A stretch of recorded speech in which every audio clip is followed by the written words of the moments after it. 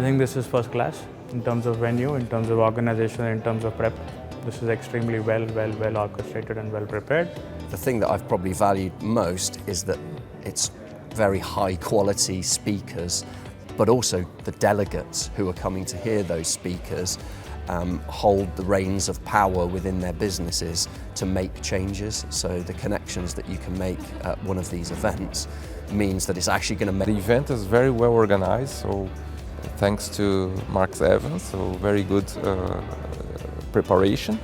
The venue is very nice, right? Also the last one in Monaco, also very good. So it's not just about the content, it's also about how it's been prepared, so all the communications in preparations before getting here, and also the venue is an excellent location that is enjoyable, just to be around this beautiful lake and this beautiful location.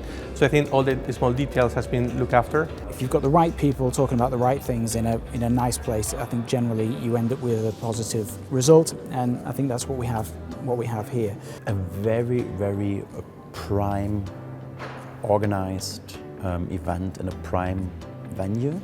Well, for me too, in two words. I mean, extremely good networking and extremely good organization.